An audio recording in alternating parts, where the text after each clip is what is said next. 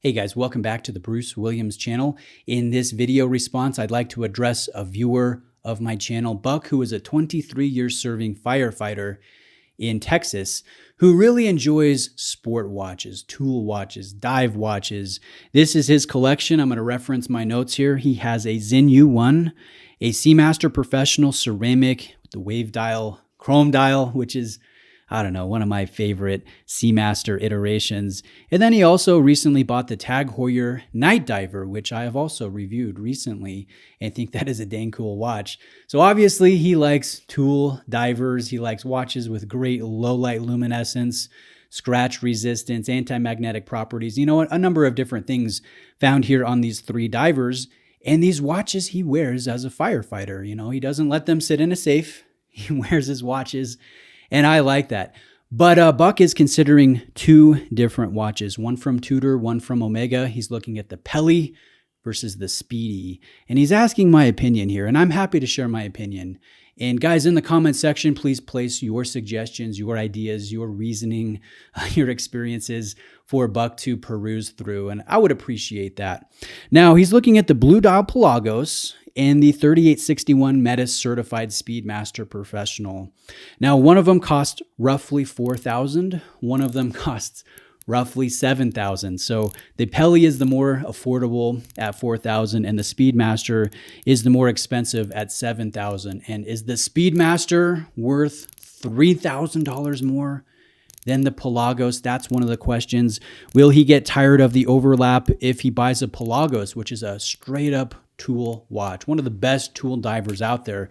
He already has 3 tool divers, especially with that Sinn, which is incredibly almost brutal in how austere and tough it is. Is he going to get tired of that? And then, is the Speedmaster, is that up to the job? It has lovely history, great taper, but there are some alarming reports of quality control issues with the finishing, how sharp the edges are, paint application, function pushers coming off, that type of thing. And I will say right off the bat, when it comes to quality control issues, anything that's mass produced, whether it's a Seiko, whether it's a Rolex or an Omega or a Tag Heuer or a Breitling, anything done in large portion by automation, there is definite room for issues to happen. And even with handmade or bespoke items, generally there's a great amount of attention to detail, but fallible human beings are creating something. And if they're having an off day, maybe they're a little bit hungry right before lunch, something could happen. So I recognize it doesn't matter if you have a Vacheron Constantin or a Casio, quality control issues can happen. The alarming thing is if the brand, I guess you could say, doesn't have good after sales service, if they put you off, if they try to, put you around the ringer to get your issues taken care of, because I think issues are inevitable. I wouldn't stay away from Omega with their quality control issues, because we also have to keep perspective. Yes, things happen, but, when you're selling tens of thousands of watches every year, and you get reports of, 200 things that go wrong, in large portion, they're selling perfect items that don't have issues. And so more likely than not, you'll get something good and you'll not get something bad. I will say there have been reports of the Pelagos loom falling out of the bezel. I haven't seen that personally, but you know what? I've seen it on various watch forums and Facebook groups and whatnot. So, it doesn't matter if it's Omega, it doesn't matter if it's Tudor, it doesn't matter if it's Tag Heuer. Occasionally issues happen. And so what you have to be comfortable with, Buck, is do you trust the warranty? Did you get it at an authorized dealer that's going to take care of you in a timely manner? Maybe do you know a good watchmaker locally that you could take anything that needs a quick repair? That's not a big deal. You don't have to send it all the way back to a service center. I guess in Texas, you're by a lot of service centers. The Tudor would go to Dallas, and let's see, Omega. I don't know if they're in Texas or not. I can't remember. But anyways, let's get down to comparing the two watches. I will say the worth it question, I don't know that I can give a good answer, because everybody has different value that they place in different watches.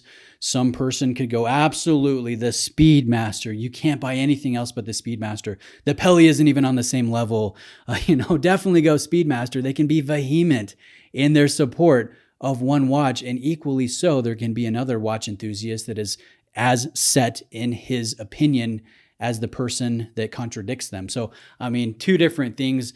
I don't know if, you value one brand over the other, history over toolishness, stainless steel over titanium, great loom over, a meta certified movement. I'm not sure where you place value, in things, Buck. So I can't tell you, yes, one is worth it over the other, because in my opinion, here's where I'm a little bit crazy and a little bit different. I would probably buy both, but I would probably mix up the collection. I'd probably say, you know what?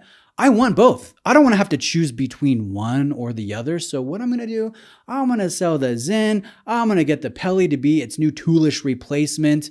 I just bought the Tag Heuer. Maybe I'll keep that around. The Seamaster, I think I could get a different Omega. Maybe I'll flip the Seamaster and replace it with the Speedmaster. I would be thinking about those things, and maybe that appeals to you. Maybe you think that's totally crazy, and there's no way you want to be a flippin' fool like I am with silly pointy hair.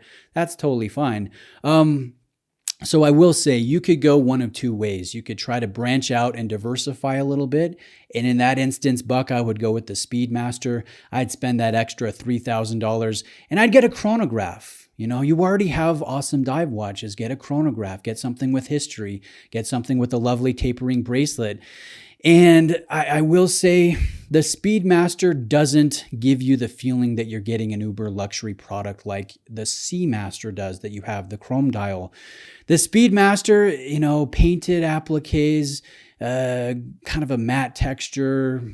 It's a vintage feeling watch. Obviously, the history we all know, it doesn't feel contemporary and shiny and with laser engraved ceramics and massive applied markers with bitone loom, that type of stuff. It's a very different feel of luxury, and it's non-traditional luxury. It's more historic luxury, if that makes sense. And so if you like that, man, buy the Speedmaster. If you are set in your ways of just enjoying bare bones tool divers, I mean, how can you beat the Pelagos with the titanium? Arguably the best clasp in the business, with the adjustability on the fly, with the spring-loaded action, the best bezel action sub Rolex Submariner. I really haven't found another bezel, that can beat the Pelagos in terms of how precise and satisfying it is. The amazing loom, the snowflake hands. I mean, the Pelly would be really hard to beat. If you like tool divers, and it looks like you really love sporty divers that you can wear as a firefighter, could you wear the Speedmaster? Sure. I just wouldn't go swimming with it. I think you could wash it under the tap from time to time. I've done that with mine. Not a big deal. But if you want something that you could really not have any concerns about, the Pelagos is probably more suited to being, used by a firefighter on the job, right? On site. And I'll just leave you with one final thing. If you can, I know you're in the Texas region, there's going to be dealers for both Omega and Tudor, and possibly some in the same building. So I would just encourage you, go check one out. See if you can look at a blue dial Pelagos next to a Metis Speedmaster, and which one gives you the fire, which one captures your imagination and makes you smile. Because ultimately, it's not like you're going to make a bad decision, but what is the best decision for you? I don't know. I mean, I told you what I would do. I'd probably do some flipping around in my collection and just buy both, because I really want to experience both. It might not feel the same way. So go try them on, see which one speaks to you, and make the decision that you would be most happy with. I think that's the most important thing. But thanks for emailing, Buck. I really appreciate it. I wish you well. I wish you safe and health in your profession and with your family. Guys, please, again, place in the comment section what you would do, your experiences, your reasoning. Thank you for watching today. Catch you next time.